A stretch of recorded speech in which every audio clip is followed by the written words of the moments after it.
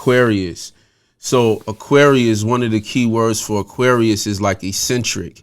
And so pretty much it's this idea now, and another word for Aquarius, another key word for Aquarius is the internet and socializing, fraternizing.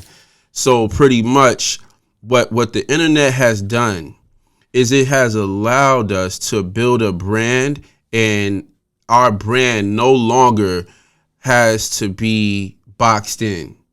Like before, if you wanted to build a brand, they would say, this is your brand. You know what I'm saying? Joe Rogan can talk to anybody about anything. Yeah, it doesn't matter the topic or the conversation. Right, exactly. Yeah, builds. And so the beautiful thing is when we say really eccentric just means a bunch of different things put together.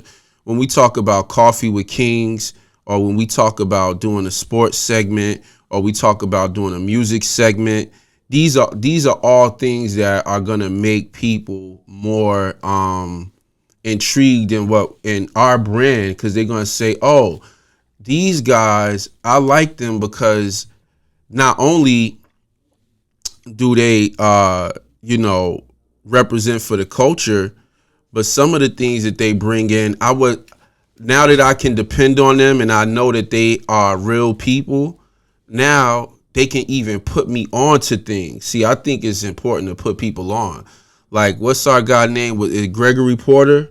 Yeah, Gregory Porter. Shout out to Gregory Porter. Yeah. There you go. Like, they may see us talking about Jadakiss or Wu-Tang or hardcore hip-hop, Snoop or whatever, but then we might be like, yo, you really need to check out that Gregory Porter. And it's like, okay, these brothers right here, you know what I'm saying? They just on some, it's intriguing. You know what I mean? Yeah, so welcome to the show. Me and my brother Q, we just jump right in like we always do. And I think it's important that we do that because you're just going to catch us how we are, where we are. And we're going to put you guys on to what we've been building on right now. Last time you saw us, it was 10/10. So it was about a month ago, right? Yes. And we were on top of the mountain and we were writing the book, Spiritual Wealth. So this is a quick little break.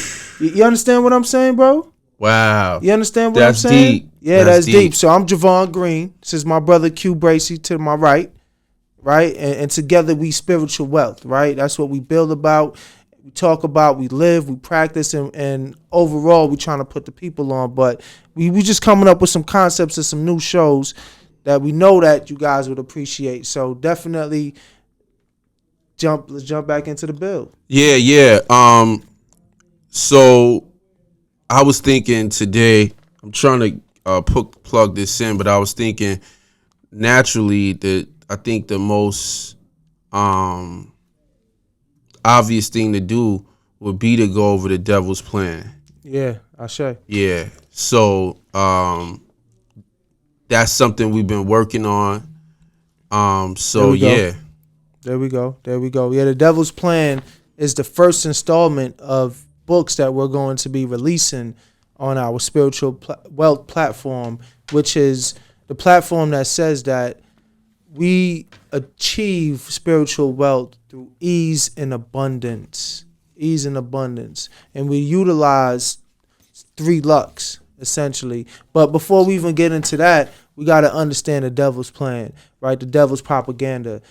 What is the devil doing? How is the devil doing it? Because we focus on God and, building that way, right? We kind of forget the work the enemy is doing. And what I always like to say is that the enemy doesn't sleep, right? The devil doesn't sleep. The devil invests money, put trillions of dollars into the system to make sure that they plan, their mission, their assignment is fulfilled, and it's generational. You know what I'm saying? It's not just over, like 5 years, 10 years. It's longer than that, and it's a process. We go over different processes in the book. So yeah, that's what we're dealing with, the devil's plan. Yeah, and it's funny because I was talking to some marketing people, and they have this phrase called radical transparency. Have you heard of that? Nah, tell me about it. Radical transparency is basically what's going on in marketing now, where people want to know the source of where their goods are coming from. So people don't just want to drink coffee now. They want to know who the farmer is. They want to know. And what's the name of that? Radical transparency, which is supply chain. Yes. Which is what I talk about. They want to go up that vertical. And so when we talk about the devil's plan, obviously we talking about a supply chain. Yeah. And it just made me think about that because ultimately, I think that our supply chain has become so complex on purpose that it becomes difficult to trace the source of, where we're getting things from. And I think that with spiritual wealth and what we've been talking about doing and really collectively what a lot of human beings have been looking to do is to start doing more things and dealing with more people on a personal level. So like you go to a farm to get your water, you know what I mean? So in this way, if the devil's plan exists, then all right, so let me slow down.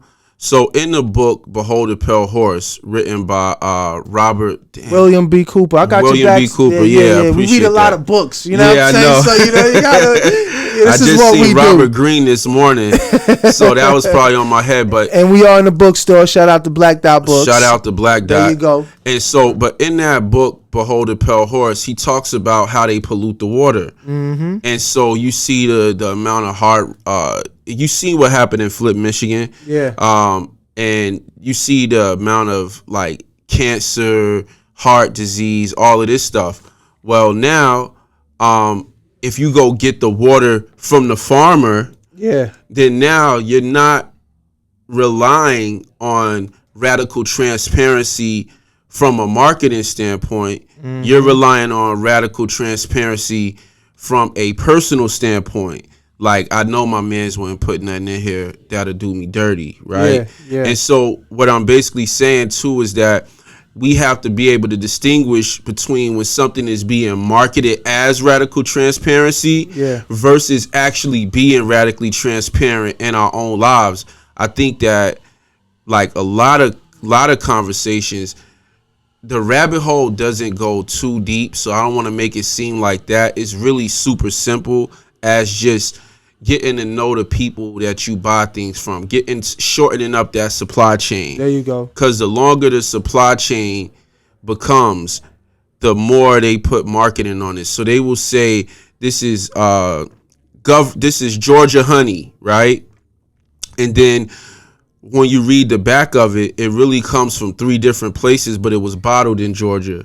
Yeah. And so now you thinking that you're getting radical transparency, but they know that that's the end thing. Just like, lowering your sugar was the end thing, or fat was bad at one point. As long as we continue to put ourselves in a situation, and I'm a marketing major, so I have what's your major in? Marketing. So I got my associates in business admin, and then marketing was the major, minor was supply chain. And so as long as, like with marketing, it's like a catch-22 for me. Yeah. Because marketing is a part of like getting the message out to consumers, right? When you're doing good work. But in our current society, as long as we allow marketing to like give us superficiality, which it does a lot of times, we put ourselves in a situation where people just say things and there's no way to verify it. There you go. We're going to take a quick pause. All right? Yeah, I'm going to plug in this laptop too. There you go. On live. Yeah, man. Spiritual Wealth. You know who it is. Jhavaun Green. Q Bracy. All right, and we about to get into it one more time. So we left that radical transparency, right? Exactly. And how important it is to shorten that supply chain so you know exactly the source. Right. Whether it be information, food, everything. We was talking about oil spills and shit like that. And, right. And Flint, Michigan. Right. What happened in Flint, Michigan. So, and even when I say to that just got exposed. Meaning this takes place other places, not just in Flint. It's just, it got out of hand in Flint. And I know some people from Flint actually that got caught up, actually did get cancers and things like that. Yeah, shit got crazy, man. It's the sister I know and shit, Leo. And I was actually looking up an article something in Colorado. There was like these big oil spills and stuff like that was taking place over time, and it was like going to trial back in August. Mm-hmm. But yeah, man, like these oil spills, they spill over in farms. You know what I'm saying? These big farms, and Mm-hmm. you know, our food gets contaminated at that point, Mm-hmm. right? So, you know, it's definitely a bigger domino effect that takes place, and yeah, you gotta know that source. So, what else you wanna dig into, my Well, brother? see, well, the whole reason, just to bring it back, the whole thing with the devil's plan is a lot of times we don't understand how pervasive, how cunning the devil is because our supply chain is so long. So, by us shortening our supply chain, by us having a more intimate relationship with the things that we consume, I'm not, what I'm basically saying is that, like, once again, there's a superficial thing going on all the time. You have the superficial, which is not bad. That just means it's the top layer, There you right? go. There you go. And if you really want to see a real change in your life, if you really want to start to, like, we knew about the devil's plan all along, and that's really what we've been trying to combat the whole time. And as you keep going deeper in the rabbit hole, what keeps being revealed is you have to shorten up the supply chain, is you have to become more self-sufficient. There you go. There you go. So that we consider that one of the tools of the devil's plan. I Right. mean, one of the tools to defeat Yes. the devil. Excuse me. Yes, is to be self-sufficient, because obviously the devil wants you to be reliant Yeah. on them. I say them because a lot of times we said this before, but we dealing with the devil worshipers, so they always shapeshift. You know, they change over time. So if you just focus on, like me, I'm pragmatic, so I like specific things. So if you focus on the devil and you focus on it just from a biblical standpoint, then you're not really paying attention to the actions Yeah. that's happening. So you like, yeah, I'm gonna go drink this water from here, or I'm gonna eat this food from here, or you know what I'm saying? So Yeah. I remember this elder used to tell me, man, like, you know, just based on his discipline and the time that he came up in, like he was taught you don't go out and eat. Period. You know what I'm saying? Like you just stay at home or you bring something with you. You know, some nuts and berries and things to hold you down. So like how far removed are we now that it's easy for us to just go back and just go, you know, eat anybody's food. right, You know what I'm saying? right, Drink anybody's water. Same thing with the root. You know what I'm saying? In certain parts of like Louisiana or in the country of Savannah, you know, the Geechee, these people, they was like, yo, be careful. Like people put root in your food. You know what I'm right, saying? exactly. Like certain like tomato, right? Spells, Yeah, pretty yeah, much. And they got us on all types of deep programming and spells, you know. So yeah. yeah. It's a deep conversation. You know, it's good that we having it right now. Usually when I talk, I like to give references. On this particular thing, I can't give you a reference, but I have heard it said before Yeah. that they have priests come in, like, and pray over, like, not good prayers, like what you talking about, a root, Yeah. praying over simple things like Oreo cookies or the bag of chips that you eat, and you know what I'm saying, like, so yeah, like, once again, they'll say put on the packaging vegetable oil, but in all actuality, it's cottonseed oil, which comes from, formaldehyde being used to extract the seed from the cotton. So it's very toxic. And these things, hey, have you ever made potato chips from scratch? Yeah, I Yeah, have. It's been a while. Yeah. I did it the other What you day. use, like an air fryer or something like Nah, that? I just took the thing that you like peel it with, Yeah. and I peeled the skin off, and then I kept peeling, Yeah. and I made potato chips, and they were better than the And, ones at and the store. anything you've ever Yeah, tasted at the store exactly. in a bag. Yeah, And they say they because once again, being in the food industry, it's like there's certain laws when it comes to around making sure there's no like airborne diseases and things like that. When you make foods, like, you got to make sure that you put certain agents in there so it doesn't turn bad for preservative purposes, right? Because they want to prolong the shelf life. Right. So this is back to that whole supply chain thing. Like, you deal with mass production, right? Economies of scale. So that bag of chip probably sat in the warehouse. Right. And before it even got to the store. Right. So by the time it get to you, that shit is far from fresh. Even though the packaging say fresh. Right. Even though the marketing is saying fresh. Yeah. Yeah, exactly. It might be 2 months old. Before it actually comes in your hand. You know what I'm saying? And these are the things that we're actually putting in our bodies, you know what I mean? Our temples. Right. And the thing is, there are ways to preserve things. Yeah. We've always had to preserve if we lived in a, extreme cold weather, or, if we had seasonal changes, we always had ways to preserve our food. Yeah. All right. So then the question becomes, why are all of these unnecessary things being done to preserve food? Because that's the devil's plan, is to take something that, every time I think about the devil's plan, I think about the devil perverting something that is natural, right? Like, so it's like, because what happens is people tend to say, well, then I want everything fresh.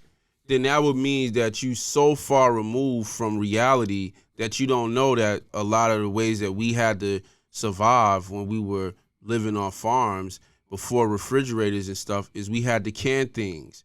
We had to preserve. We had to do this so that we can make it through the winter months. So it's not that you don't want to preserve something, but the way that we preserved it, maybe with salt or with vinegar, or, however it was being done, it was being done in such a way that, and also, yes, so we can't know everything and we can't do every process. Yeah, that's a fact. Like, mold is not even a bad thing. Like, these people, there are a lot of medicinal properties. Penicillin comes from mold. Exactly. That's that. Exactly. Yeah. The mycelium community. That's what they call it. Oh, yeah, exactly. The mycelium. Yeah, that stuff. Fungi. Yeah. Fungi. I have my lion's mane in the car. I'll get you a pill, G. Thank you, my brother. Yeah. Now, you gave me a magic pill one time. Oh, bro. really? It was like a mix of different mushrooms put together. Oh, Turkey yeah. tail, lion's mane. From O Ye Son. Shout out to O Ye Son. Yeah, shout out to O Ye Son. The shaman in the building. Right. Yeah, we're about that spiritual wealth life, man. Spiritual wealth practitioners for real, man. And ultimately, like, if we don't understand the power and the benefits of, like, penicillin, right, we will overlook the fungus process or the fungi kingdom in itself that the Most High created. Like, there's mushrooms, right? They grow wild in nature. And there's a bunch of medicinal properties to it. To now, it's being marketed and sold in stores. But you just walk by a tree filled with this lion's mane. You get what I'm saying? But you did not identify it. You didn't know. But you would go to the store and get the pill, right? From Whole Foods for like $25. Same thing with the green onions and your other, just naturally grown vegetation and things of that nature. For me, radical transparency is telling the truth about myself. There we go. Now, I have to say, on my spiritual journey, there are always instances in which I have to check in with myself on doubt, right? Okay. And like you said, knowledge, right? For example, we were in the mountains. There were mushrooms everywhere, but I was afraid to eat them. Because I'm like, I don't know what these are. I'm looking at it. I put the phone app on it. It tells me it's turkey tail. I'm like, what about the insects? All of these questions. So I will go to the store and get something that's right there, because we talk about the devil wanting us to doubt ourselves, overly doubt ourselves. Like, there's a such thing as moving too fast, but there is also a such thing as being overly cautious. To the point where you got all the information, you have everything you need, and you still are don't. Doubtful. Yeah. I mean, but that's what I'm saying. It's like, And shout out to Cedar Farms. Yeah. Once again, you did mention that's where I get my well water from. Yeah, You exactly. definitely got the water tested. And, How you spell that? Cedar. So cedar. Oh, like, cedar. Okay. Like cedar, the wood cedar. Uh-huh. And then cedar, like the seed itself. So he makes these like boxes out of cedar wood with little plants in there, like microgreens and things of that nature. But that's what it is. Like even within that space, like going directly to the source from the soil, to the plant, and you're eating directly from the plant itself. It has so you have like prebiotics, probiotics, and you have what they call like I want to say like microbiotics. Mm-hmm. You know what I'm saying? Where like the soil itself or like the dirt and natural air and everything that's happening in that space, and you just eat that food without washing it off, actually helps your gut biome. Mm-hmm. Naturally. So these are things that once you go to the store, you don't have that anymore. Mm-hmm. So that's another benefit. But once again, like I said, Baba George, he's an elder, he's a farmer. He gave me that information. He passed that information down to me, but also he makes me feel safe picking shit up from his farm because I know what's on his farm. Right. And he might be saying this is a barberry, or this is mulberry, or this is ginkgo, or whatever. It's good dirt. Great dirt, but also like just the atmosphere, that environment. Like you said, we in the mountains, in the Tennessee mountains, and it's like we don't know. And mushrooms ain't nothing to play with anyway. No, they ain't not anything to play with. Shout out to the mushroom lovers. You know what I'm saying? I'm a mushroom lover. I'm a mushroom lover as well. Yeah, man, it's a great thing. But we did see some fly mushrooms up there though. Yeah, I seen one that was red with white. Like popping fire. out. Yeah, it like was fire. crazy, bro. Yeah, man. So that's the main thing. Like we're saying, just make sure, like even if you don't know where to start, right? At least you get this information, you download it, and you're automatically going to be set on a course. So now, even with spiritual wealth, I think this should be a lesson. Radical transparency. I like that. Yeah, I like that too, man, because I think that it's very clear. It's crystallized. Yeah, it's something people can understand. So, yeah, man. What's new though? What else going on, brother? Like, what's the latest and greatest? It's a couple things that I want to do. Okay. Now that we together. Obviously, I put together a rough draft. I was thinking we should probably stop it here, because on the last one it was about 50, so that's like 28 minutes, but it's like 10 minutes where we was away. So we can stop it here. Boom, you can get your bagel or whatever. You know what I'm saying? And then we can come back in. All right, you heard? We're going to stop it right here. And get this bagel. And get this food in at Black Dot Bookstore Coffee Shop, 6984 Main Street, Lithonia, Georgia. Right? We're creating a brand new media group. This is Black Dot Media. Absolutely. You know what I'm saying? Absolutely. And we setting it off. Shout out, like I said, to those that came before us. And make sure you get the book, The Devil's Plan, when it comes out, because it's on the way. Shout out to the urban politician. Hey, Baba Kaz, Kazembe. There you go. This brother, man, like dealing with the elders is so important, especially Facts. Getting back to our masculine elders. So, you know what I mean? Shout out to the urban politician, man. Signing out. Peace. Peace.